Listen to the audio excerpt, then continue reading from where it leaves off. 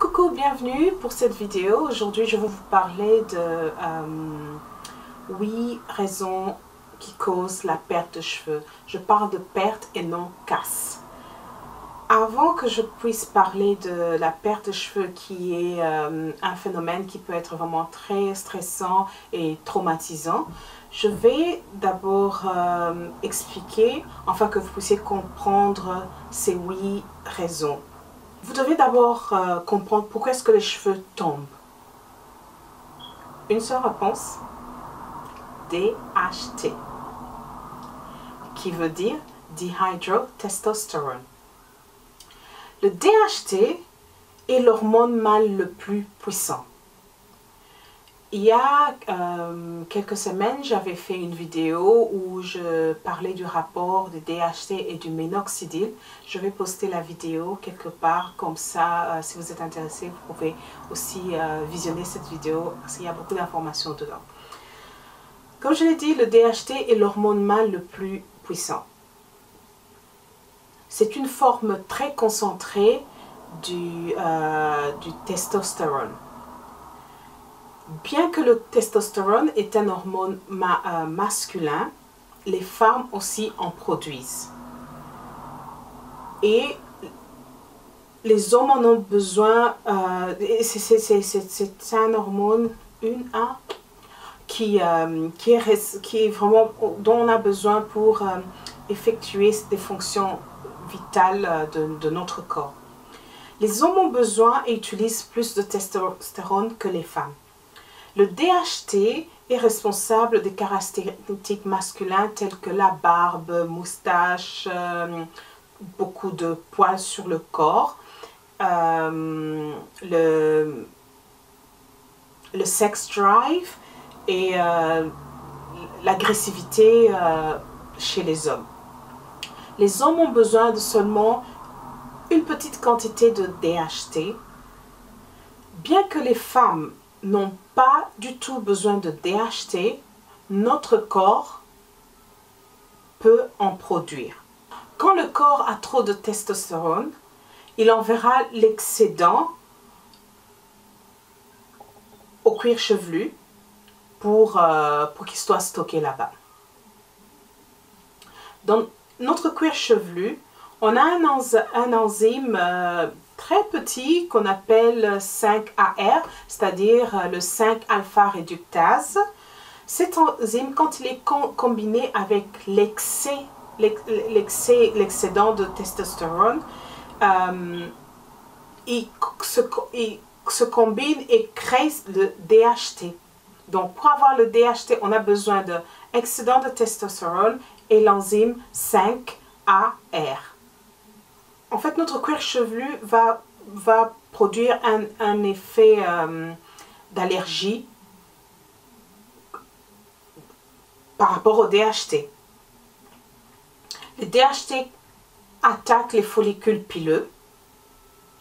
Les tissus autour du follicule pileux vont gonfler de telle sorte que ça va réduire l'approvisionnement en sang qui apporte l'oxygène, la nutrition et les enzymes qui combattent le DHT, donc les enzymes anti-DHT. Avec le temps, il y aura dégénération des follicules, les cheveux qui pousseront de ces follicules deviendront de plus en plus fins et de plus en plus faibles et finiront par tomber et des fois ne plus revenir si le follicule meurt complètement. Un corps sain génère de nombreuses enzymes qui contrebalancent le DHT. Un corps sain ne doit pas produire trop de testostérone. Donc, un corps sain ne produit pas de testostérone en excès, parce que comme je viens de le dire, un testostérone en excès pousse aussi la production de l'hormone 5-AR qui, combiné avec l'excès de testostérone, vont vous donner le DHT qui est l'hormone masculin le plus puissant. Plus votre corps produit un excédent de testostérone et l'enzyme 5-AR, la production des enzymes anti-DHT se réduise. Donc, il n'y a plus vraiment des enzymes pour pour attaquer ces DHT. Si votre corps manque d'équilibre du point de vue hormonal, ça affecte vos cheveux. Donc, je vais vous citer les 8 raisons que j'ai pu mettre ensemble ici. C'est pas vraiment dans un ordre particulier, mais raison numéro 1, le stress. Vivre dans un état constant de stress est très mauvais pour le corps. On ne le dit pas assez, le stress crée plein de maladies. Le stress peut déclencher les cancers. Le stress est responsable de beaucoup de choses. Migraines, problèmes de vue, beaucoup de choses. Plus le corps est stressé, plus il y a un message qui est envoyé au cerveau pour dire que le corps est en mode attaque, ce qui fait que le corps va produire plus d'adrénaline et aussi plus de testostérone pour cope, comment dire, si le mot me revient, je vais mettre là, pour aider à faire face à ce stress. Comme je l'ai dit auparavant, le DHT est responsable de cette agressivité qu'on a dans le corps, surtout chez les hommes.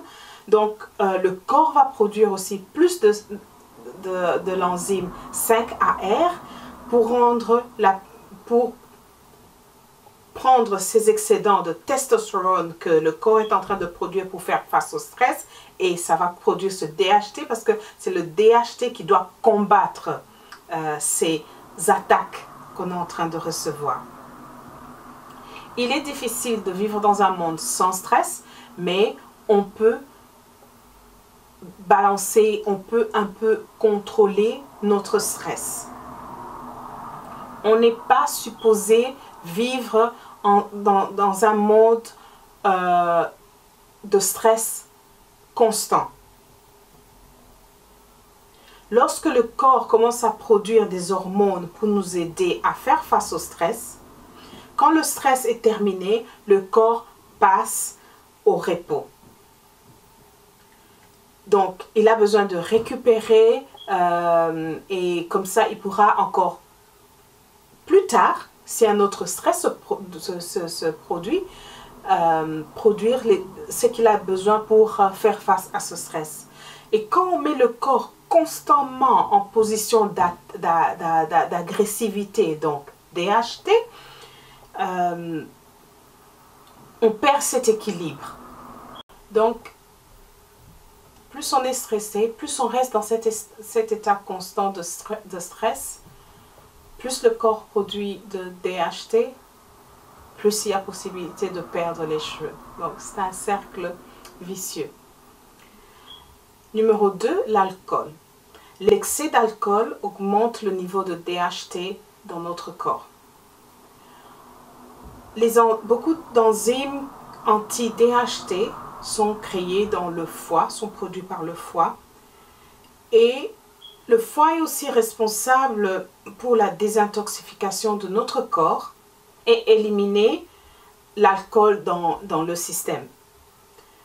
L'alcool n'a aucune valeur nutritionnelle, naturelle pour le corps, et le foie a un moment vraiment difficile pour le traiter, le digérer.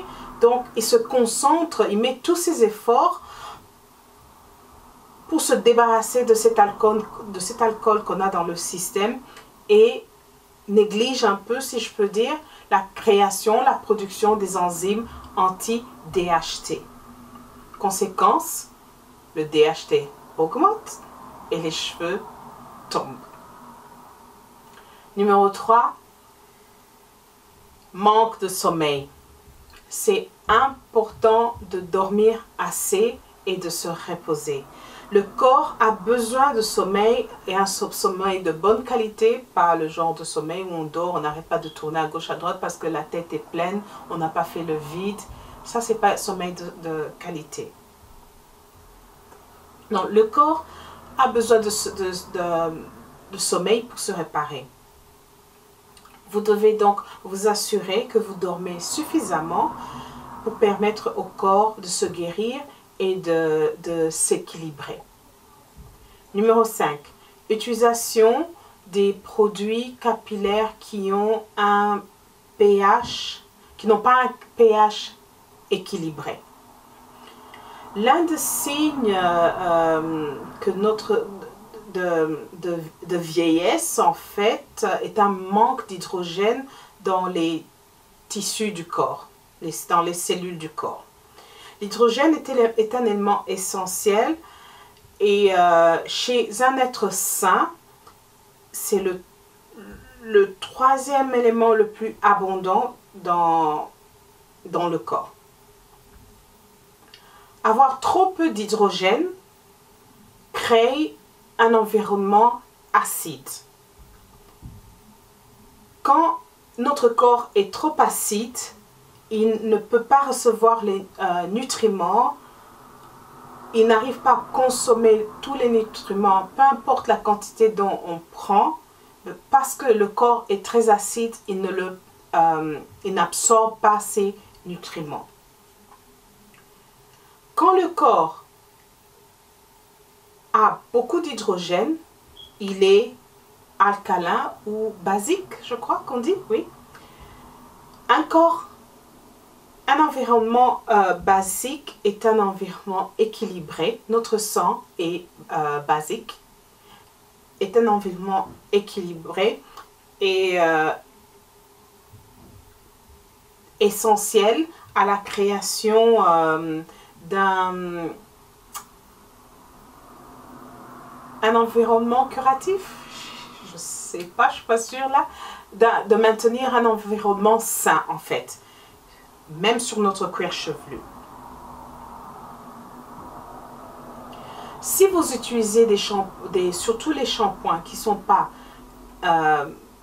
n'ont pas un pH, un niveau de pH équilibré et qui sont trop acides, je sais que sur YouTube, on parle beaucoup de pH des produits, tout ça, et beaucoup vont plus sur le côté acide. Mais quand le shampoing est trop acide, ce qu'il fait, il détruit cet environnement sain qu'il y a sur notre cuir chevelu. Donc, vous enlevez les nutriments dont les follicules ont besoin pour lutter contre les DHT. Vous empêchez également au cuir chevelu, vous en fait réduisez la capacité ou détruisez carrément la capacité du cuir chevelu de se guérir lui-même. Trop d'acidité sur le cuir chevelu, sur les racines de nos cheveux, en fait étrangle les extrémités des capillaries, tous les petits vaisseaux sanguins, les capillaries, donc empêchent l'apport de l'oxygène, des nutriments et des enzymes anti-DHT d'atteindre les follicules sur d'autres cuirs chevelus. Numéro 5, se reposer ou dépendre en fait des multivitamines ou des vitamines comme nutriments. De nos jours, la qualité de nos fruits, légumes, de notre nourriture n'est plus celle qu'elle était dans le temps de nos ancêtres, dans le temps de nos arrière-grands-parents, de nos grands-parents. Ça a un peu dégénéré. Et quand on n'a pas besoin d'avoir une ordonnance, on va au supermarché n'importe où, il y a toutes sortes de vitamines au supermarché. Il y a toutes sortes de vitamines. Et comme on parle des cheveux, il y a plein de vitamines sur les cheveux qui promettent de faire pousser les cheveux de manière miraculeuse, de... je sais pas, quel genre de... Il y a tout plein. Sur le net, sur YouTube, il y en a tout plein. Mais, puisque je dis que la nourriture n'est plus celle qu'elle était d'avant, et qu'il y a des vitamines pour suppléer à cela, donc ça ne devrait pas être un problème, n'est-ce pas? Une carence en minéraux et vitamines augmente la production de DHT dans nos corps. Donc prendre des vitamines, c'est une très bonne idée car cela devrait aider à réduire le niveau de DHT et la perte de cheveux. Maintenant, le problème se pose parce que quand on dit supplément, supplément c'est pour rajouter, c'est pas pour prendre la place. Donc le problème se pose quand on commence à être dépendant de ces vitamines, de ces suppléments, au lieu de puiser les nutriments dans la nourriture qu'on mange. C'est là que le problème se pose. Prendre un supplément est un bon moyen de donner un coup de pouce à notre organisme.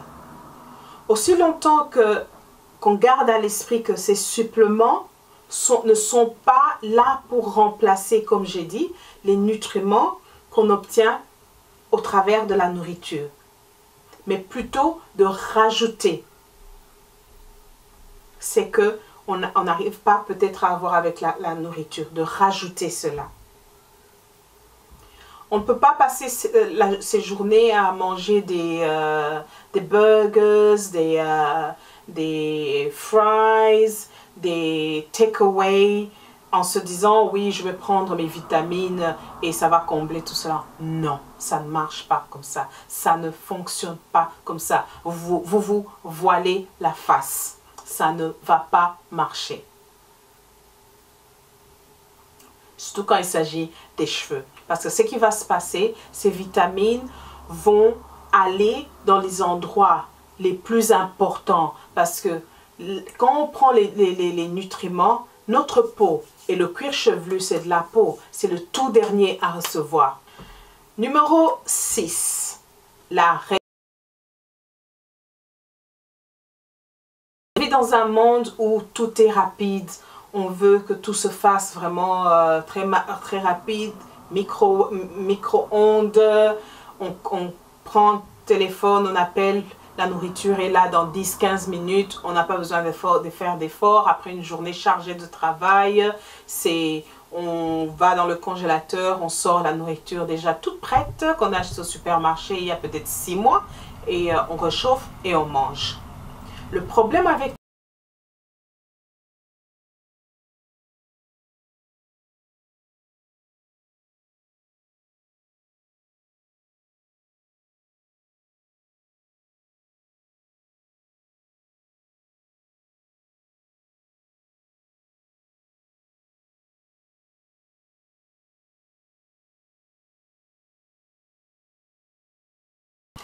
une fois que tout ça rentre dans notre corps, il se transforme en toxines.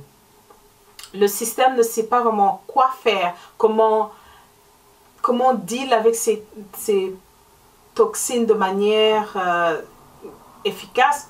Le système est un peu, vous déboussolez votre système. Et le corps prend plus de temps et fournit plus d'efforts pour digérer ce genre de nourriture. Cet effort supplémentaire que notre corps met pour dégager ces toxines de notre système, pour digérer cette nourriture, fait que le corps néglige maintenant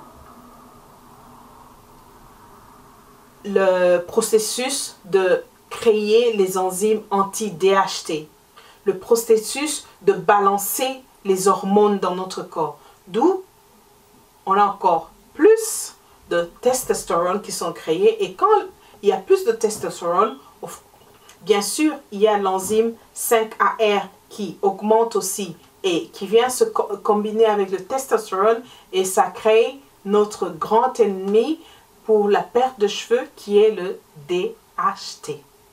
Et une fois que le DHT est créé, vous savez, ils vont aller s'installer au niveau des follicules pileux, ils s'amusent, hein, ils sont là, oui,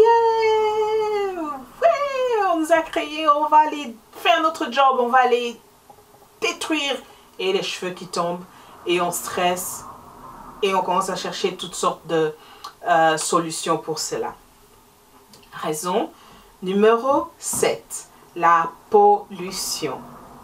Malheureusement, on vit dans un monde très pollué, on ne peut pas éviter la pollution à 100%. Rien que le fait de mettre le pied dehors, on respire l'air pollué. Certaines villes ont un niveau plus élevé de pollution que d'autres.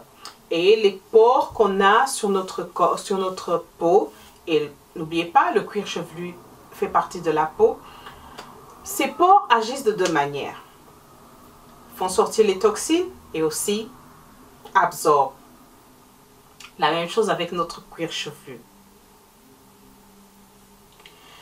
Et malheureusement, la plupart de ces toxines, tous ces polluants sont très acides. Et quand ils viennent, nos cheveux les retiennent, ils se mélangent avec le sébum qui est l'huile naturelle que le cuir chevelu produit. Ils se mélangent avec l'excès avec les peaux mortes. Ils créent une certaine couche et ça a l'air dégueulasse. Et c'est dégueulasse si je devais vous montrer une image de microscope d'un cuir chevelu avec tout cela. C'est pas beau à voir. Donc, ils créent cette couche qui est acide, très acide, et qui va empêcher les follicules de respirer. Donc, une fois que les follicules ne respirent plus, il n'y a plus d'apport en oxygène, apport en nutriments, et la qualité de cheveux devient de plus en plus médiocre et de plus en plus fin. Et of course, le fait que cette couche est acidique, ça détruit l'équilibre sain qu'on a sur notre cuir chevelu, et le stress qu'on met sur le cuir chevelu, ça produit encore plus de DHT. Donc c'est pour ça qu'il est très important d'enlever, surtout si vous savez que vous vivez dans un environnement très pollué, d'enlever cette couche sur votre cuir chevelu et de temps en temps faire un gommage de votre cuir chevelu. Raison numéro 8, c'est l'obsession. L'obsession sur nos cheveux. Je sais, j'ai vécu cela moi aussi. Perdre ses cheveux, c'est quelque chose de stressant, c'est quelque chose... bon, je ne vais pas parler pour les hommes, je parie que c'est la même chose, mais pour une femme, les cheveux, c'est comme ta couronne. Perdre tes cheveux, c'est vraiment stressant. Pour moi, je me sentais un peu diminuée comme femme.